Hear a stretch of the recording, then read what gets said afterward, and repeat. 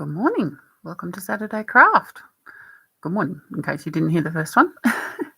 I'm back again, and today is I have managed to get a smaller iguana up to where we finished off with the one I started on a couple of weeks ago. I've added the second lot of wire, and I was going to show you before I packed any more how I secure, because the wire for the legs, let's get that straight, is going through the body like that. And I secure it to the main wire with some florist's tape, it's a paper tape that sticks to itself.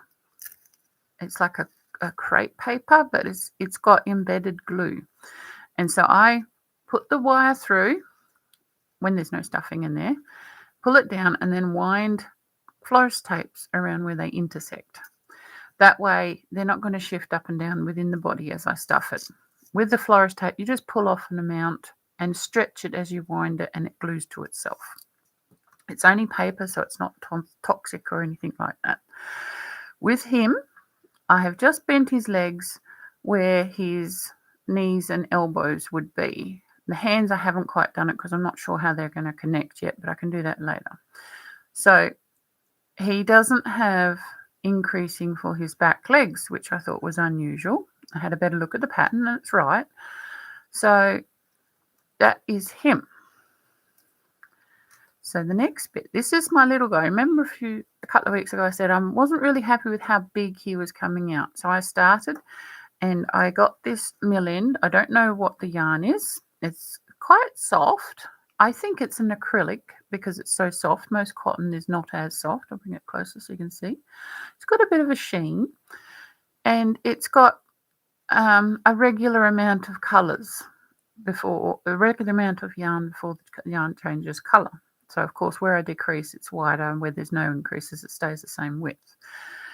And the only other difference, of course they're tangled, is this guy was done with a 3mm hook, and this little guy was done with a 2.5. So it's only half a hook size difference, and you look at the different size of them.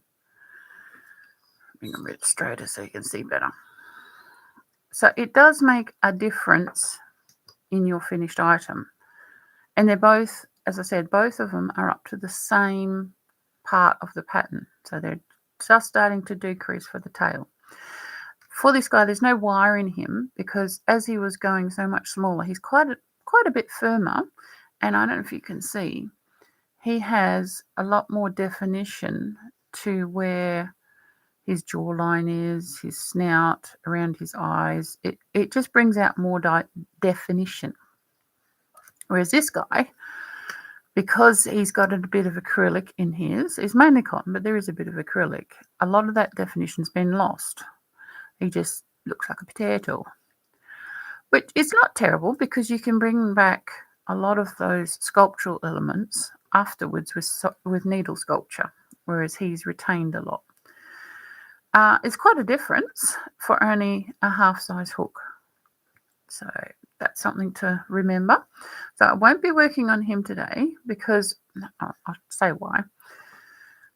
It's getting to a stage where I have to keep a finger inside to be able to do the crocheting, which means my hand will block what you can see. So I will do that one off camera. And this one is the one I'm going to keep working on the Saturdays. If you can see, he's distorted a bit since his wire went in, but that is fine as long as I'll actually may straighten these out because I don't know how long his legs are going to be to know that these joints are in the right place. So it's just for now like that. But before I do that, I wanted to talk a bit about Mandala yarn. Now, this yarn has been out in America for, I don't know, years. And it's one of the staple yarns that they have. I just got two different labels here. This one here is the older label. This is the new label. They're both the same colorway. Oh, hang on, are they? Let me double check. No, they're not. This one's Thunderbird, and this one is Gnome. But it gives you an idea of the yarn. Now, as I was saying, these are quite new here. We're in Albany, WA. And a lot of people I've noticed are a bit unsure on what the yarn's like and what you use them for. I'll hold it up so you can read it. It is, in comparison to the yarn that's available here, it would be very similar to Stallion, but not shiny. See, Stallion is a bit shiny. And the colour graduations, they have like an overlap where it goes to the next colour. So it's like a little bit murky for 30 centimetres or so, and then it goes to the next colour. So you've got no joins. Well, you shouldn't have any joins. And the colours really coordinate well. This one looks like a sunset when it's made up, whereas this one's more like your standard rainbow. I'm just going to see if I can pull a little bit out where it starts to change colour. I'll pull the middle out so you can see. So if you get to the end of the orange, yeah, you see it's got, that's the changeover for the yarn. Move that up so it's not got it behind it. Little bit of blending. It's not as big a blend as I've seen on other ones, but that's your colour change. Good thing I didn't use that soon. Now, what else does it say on the yarn? So it's 150 grams in each ball, 540 meters. So it's a fair bit. Machine washable and dryable, and it's 100% acrylic. But they reckon one ball will do a full scarf. Now I'm going to say that's an adult scarf because if it was a baby scarf, they would write that in. It's regarded as a light number 3. I'm not sure what that means. We don't use those terminology. But the recommended needles for knitting it are 375s. And 22 stitches for 30 rows should give you a 10 by 10 centimetre gauge. That's what that little bit there's for. It'll tell you how many stitches and how many rows to give you a 10 centimetre by 10 centimetre square. So that's what you should get. So if your one ended up too big, you may have to go down a needle size to get the 10 centimetre square, or if it's too small, you need to go up. That's what a gauge is for. And for the hook size, now this is where things go a little bit unusual for us. I find a lot of American patterns, they use a hook that's quite a bit larger than what we would normally use. It does make getting things flat a little bit easier. So they recommend a 5mm hook to hook this. Now, as I said, it's very similar to Stallion in thickness. And Stallion, I wouldn't use a 5mm hook with Stallion because it'd be too loose. So I recommend a 4 to a 4.5, depending on your tension. Now, every ball has the colour sequence. This is the colour sequence that will be in this ball. So you can see, because sometimes it's hard to see like a section of the colour because it's so tightly wound. So it will show you here. And you can actually pick one of these up take it with you to the store when you need to get a coordinating yarn. And this is fairly true to type. I'll show you on the gnome. It's a little bit smaller, but it is there. So that's your sequence. So then once you get to there, it comes back to blue. Now, this is the new label. So let's see what's different. So they've got a note. Balls of yarn from the same dye lot. Now, dye lot, that's your dye lot here. And so if you're looking to make a blanket where you have bands of colour, so as in you'll have an orange matching up the next orange, it's noting from the same lot one may differ due to the unique effect within each colour.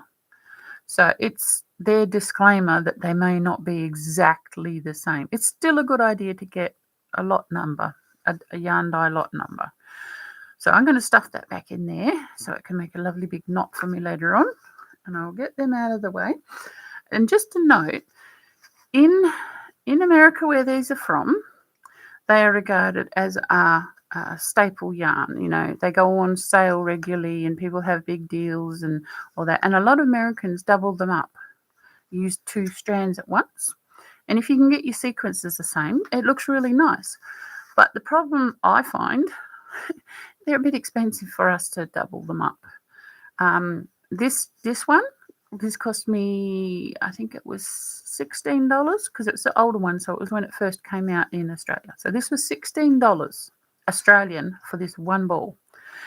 Luckily, I could afford it at the time, but it makes it you're a bit hesitant to double it up because it doubles the cost of the project you're making.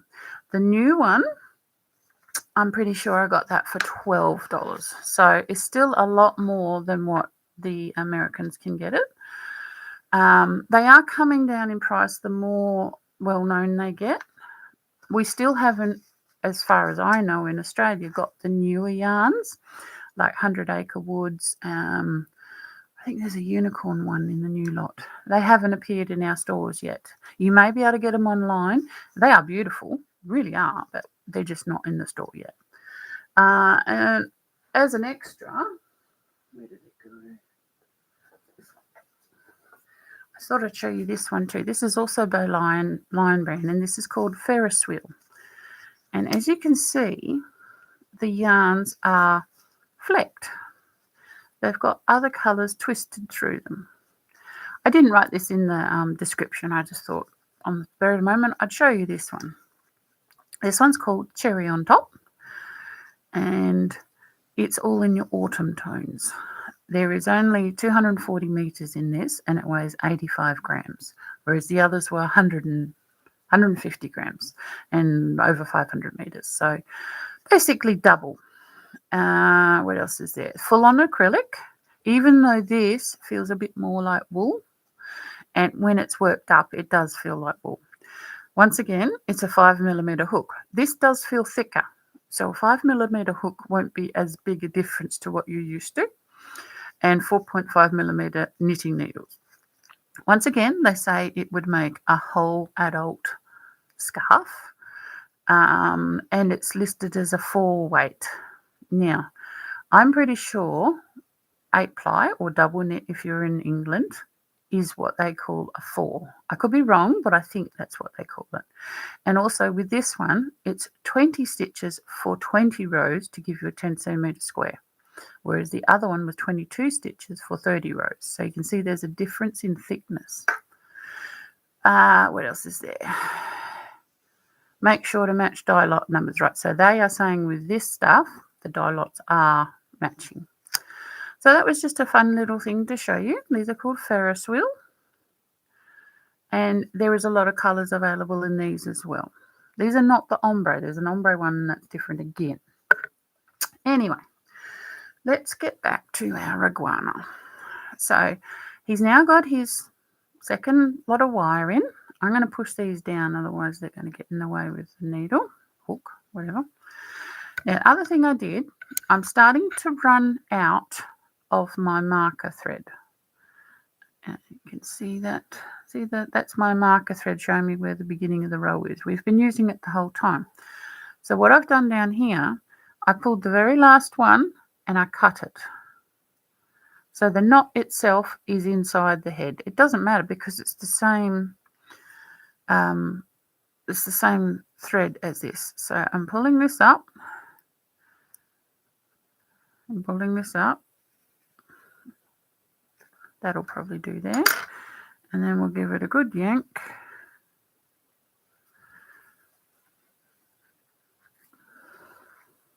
There we go. So we're just pulling it up to give ourselves more to work with. That will probably do. That'll get us past the end. Right. So let's just straighten that out because it's being silly. Pull that down. It was a little bit awkward doing this part with legs and arms in the way, but it was doable.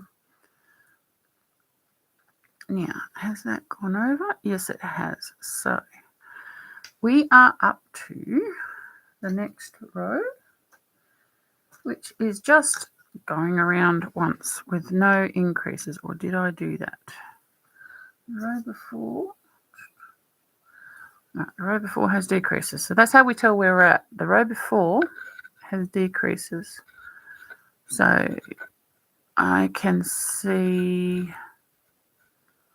No, I can't see any decreases. Well, hang on. Maybe I can. Yes, I can. Right, so I haven't done this row yet. That's cool. At least we know where we're up to. Also, if you want to be sure to not miss the next one, make sure you like and subscribe so you can keep up with it. If you want to make your own iguana. And just as an idea, I'll show you how much of my ball of yarn is left. So this was 50 grams and I've got well under half left. Hopefully have enough to do the legs, but we'll see how we go. Put that up out of the way. So we just do another row around. Try not to let it hit the table too much because it's a bit loud. So now that this has got tighter and smaller, I put my finger inside. It's not index. No, yeah, it is the index finger. Just so I got something to push against to put the hooks through. So I'm going in, hook around, and I'm not pulling it up very high because I don't want to make the stitches loose. Let's just flip that forward so we can see it. Where's the hook? There we go. That's a good thing about having the wire there. It holds your thread out of the way.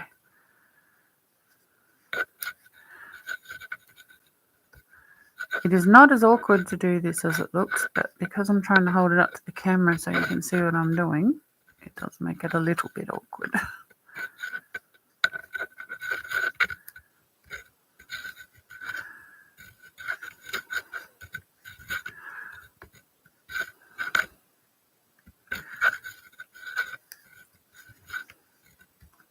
I don't know if you can hear the popping, but because I'm not pulling the yarn, the loop of the yarn away from the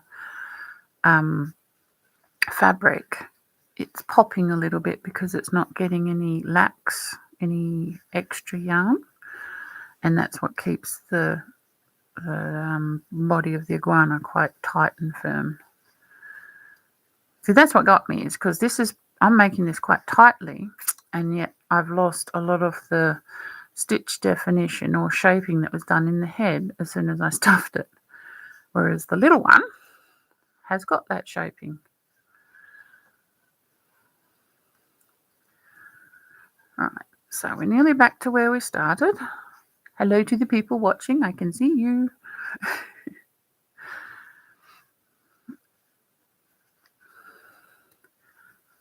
Alright, we're back to where we started.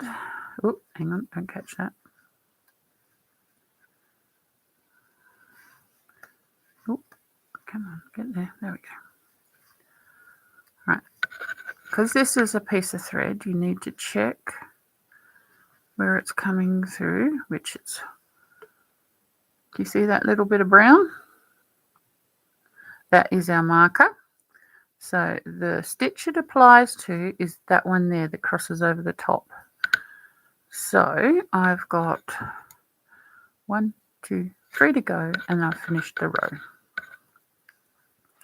Helps if my bit of wire doesn't hook on the camera cord, but you get that.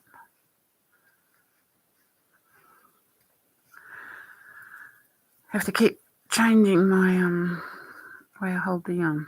Alright, so 2 more. That's 1 and 2.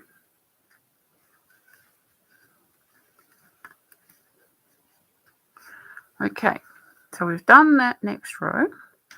Make sure you pull your thread through so that you're going to catch it with the next stitch. Now, my stuffing is there, and it does say to stuff as you go. So we'll get this, put the stitch marker on, because sometimes that gets caught and then it goes inside and it's a big thing to get it out. So we'll get some of our stuffing.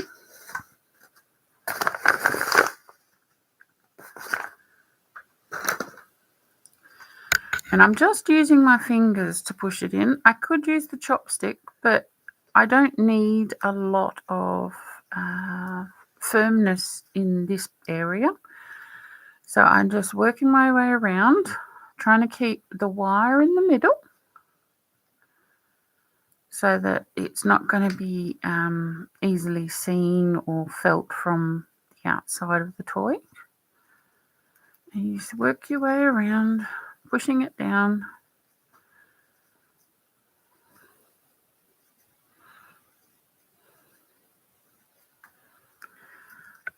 To bring the shape up. Now you've got to get it low enough. Can you see? See, it's like got a chunk like that. That means we need stuffing right down there. So I will have to use the chopstick because my fingers coming out are pulling it out. So like that. I use wooden chopsticks because it actually grips the stuffing a little bit. If you use metal, plastic or lacquered ones, it doesn't grip as well. So it makes it a bit of a pain to stuff.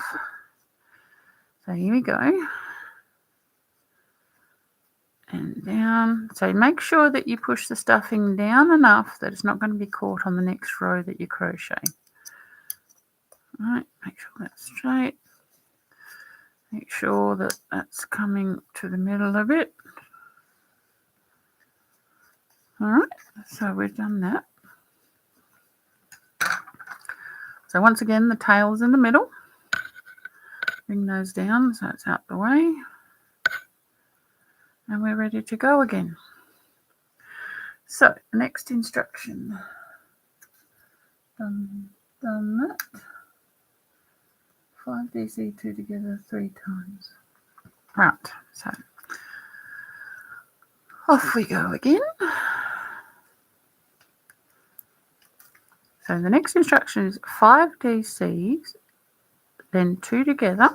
Now you've got to remember this is an English pattern, not an American pattern. So a DC is what an American would call a single crochet. So that's 1, 2, 3, 4, and 5. And then we do a decrease, which is, if you remember, 2 pick up, when I can get it through, 1, and we're only going through the front loops of the next 2 stitches. And we're only picking up a loop, we're not, there we go. And I dropped it, try again, there we go. Okay, so you can see that, break it up.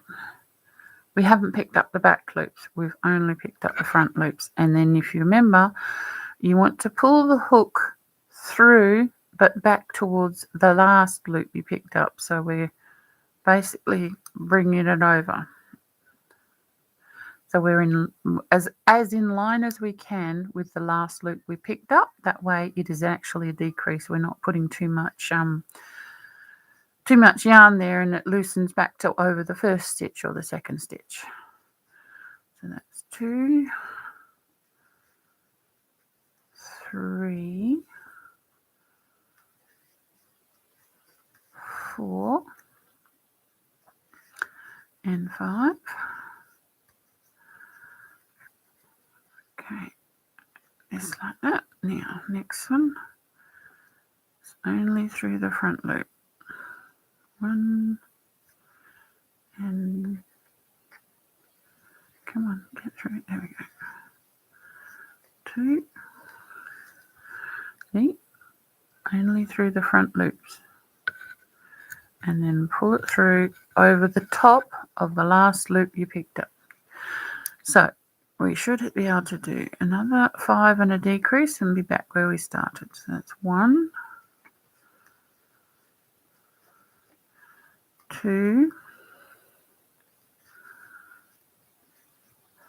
3,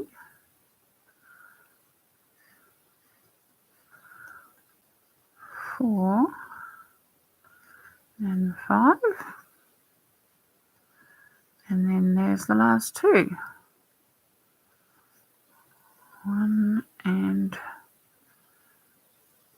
2. And we're back where we started, so we've counted right. These keep working their way up. All right, so that's done. Done that one. So all this is from now on is just decreasing down to the point. Now, as I said before, this is probably going to be too long. We've only got, actually no, it might be long enough because it looks like the tail is one of those ones like a chameleon tail where it hooks on, which is unusual because I thought iguanas had straight tails, but you get that. So that's another thing. I normally hold my yarn like that. Okay, so bring it into focus. So you get yarn over and like that. But as I have to go tighter and tighter, I add another twist on the little finger. That way I can keep the tension up. That's just the way I do it. You do it differently. That's fine, as long as it works for you.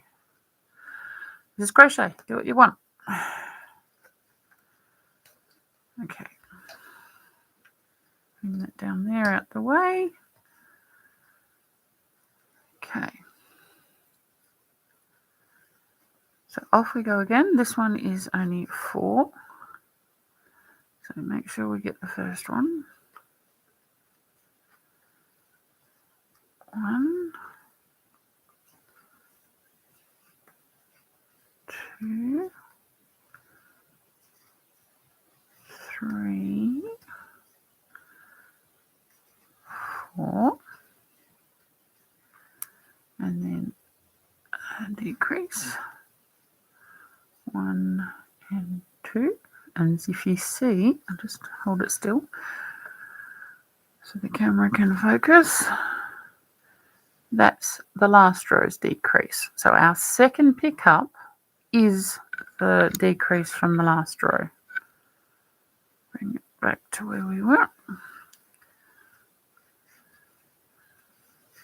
1, 2, 3, and why won't you turn over? 4. All right, next decrease. Pop through, pick up a loop.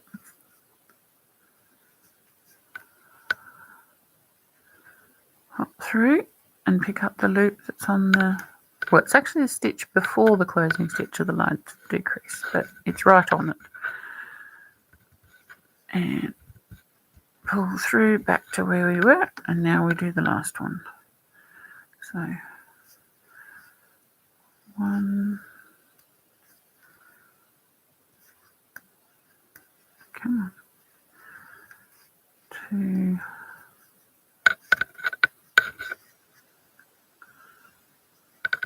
you really got to have your finger behind it to give it something to push against. 3 and 4. And then our last decrease will get us back to where we need to be. 1, 2. Alright, so that's that row done. And you look how small the hole has got now. That's 6 decreases has made it so small. Right, so now this has to flip over. Oh, it already is. Okay. Must have done that already. Sorry. So mark that off. All right. So now it's 3. So we're going to get smaller still. Okay. Try and get my finger in there. There we go. My finger being in there does stretch it slightly, but as I'm pulling as I'm going, it should be fine. 2, 3.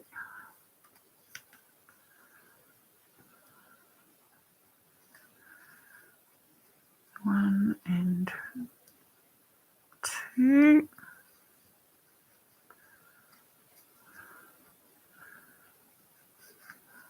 1, 2, 3. 1. Come on.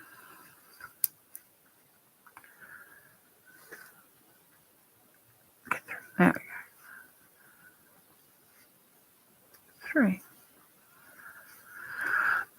As you can see, it's getting a little bit difficult now. We'll get there. What we may have to do is, because I've got to wind, I've got to hold, and then I've got to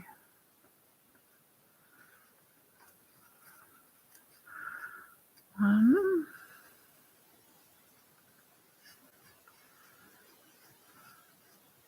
2, and 3. And then the last one is our decrease. So we'll just pinch it. There we go.